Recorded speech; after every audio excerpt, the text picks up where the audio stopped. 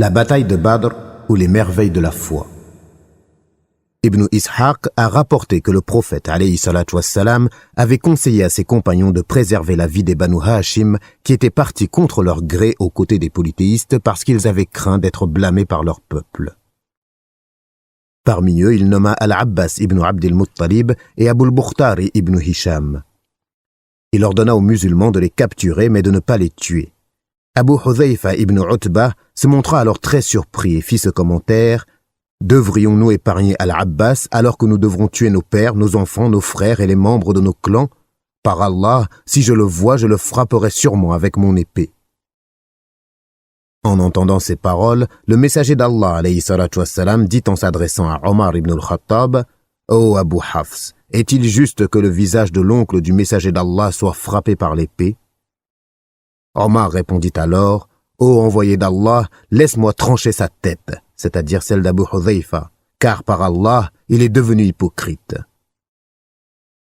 Abu Hudhayfa ibn Utbah dit plus tard qu'il avait eu alors extrêmement peur et qu'il avait senti que seul le martyr pouvait lui faire expier sa faute.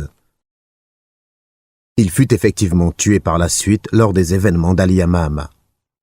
Abu al-Bukhtari ibn Hisham avait toujours fait de son mieux pour retenir son peuple contre les musulmans et les empêcher de commettre tout acte inconsidéré à l'encontre du prophète alayhi salatu wassalam alors que ce dernier se trouvait encore à la Mecque.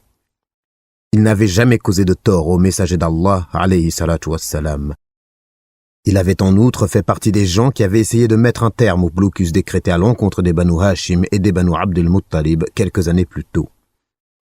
Cependant, lors de la bataille de Badr, Al-Mujaddhir ibn Ziyad al-Balawi fut contraint de le tuer, car il refusait d'abandonner un ami Qurayshite combattant à ses côtés et pour lequel aucun ordre d'indulgence n'avait été reçu.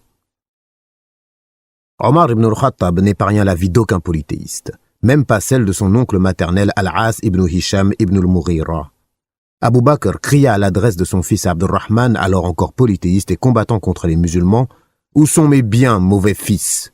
Ce dernier répondit par un vers: « Seul reste une arme et un cheval grand d'un pas large et doux, et un sabre tranchant pour tuer les vieux égarés. » Lorsque cessa la bataille et que les musulmans emmenèrent en captivité un certain nombre de polythéistes, le prophète alayhi salatu wassalam lut sur le visage de Sa'd ibn Mu'adh, le chef des gardes affectés à sa protection rapprochée, une forte désapprobation concernant le fait que des ennemis soient pris comme captifs et non tués.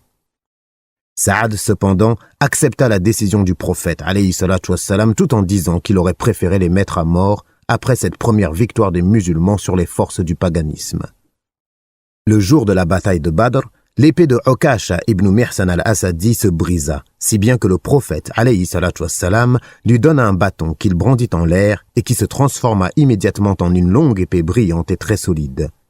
Ukasha utilisa cette même arme lors des batailles qui suivirent, jusqu'à sa mort lors des guerres d'apostasie sous le califat d'Abu Bakr.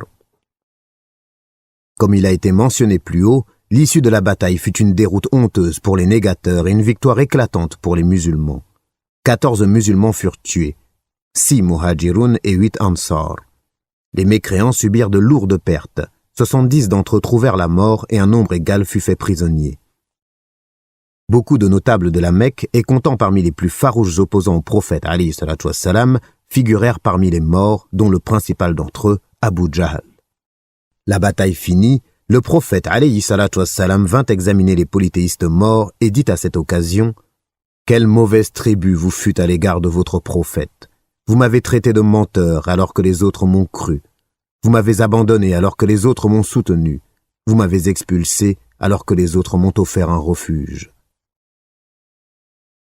Abu Talha a rapporté que le prophète d'Allah alayhi salatu wassalam a ordonné le jour de Badr de jeter les cadavres de 24 chefs Qurayshites dans un des puits de Badr. Le 3e jour après la bataille, il alla sur sa monture jusqu'à l'orifice du puits où ils avaient été ensevelis. Il les appela l'un après l'autre par leurs noms et par ceux de leurs pères en disant: « N'aurait-il pas mieux valu pour vous que vous obéissiez à Allah et à son messager? Regardez, nous avons découvert que la promesse de notre Seigneur s'est réalisée. Et vous, la promesse de votre Seigneur s'est-elle accomplie? » Omar ibn al-Khattab intervint et dit: « Ô messager d'Allah, pourquoi parles-tu à des corps sans âme ?» Le prophète alayhi salatu wassalam répondit: « Par celui dans la main de qui se trouve l'âme de Muhammad, Vous n'entendez pas mieux qu'eux ce que je suis en train de dire, mais ils ne peuvent me répondre. Les réactions à la Mecque. Les polythéistes qui avaient fui se dispersèrent dans les vallées et les sentiers de montagne. Ils se dirigèrent vers la Mecque, paniqués et honteux. Ibn Ishaq a rapporté que le premier à annoncer la nouvelle de leur défaite fut Al-Haysaman ibn Abdullah al-Khuza'i. Il raconta comment les notables mécois avaient été tués. Les gens ne le crurent pas au début et pensèrent qu'il était devenu fou. Mais bientôt la nouvelle fut confirmée, un sentiment de stupéfaction saisit la population.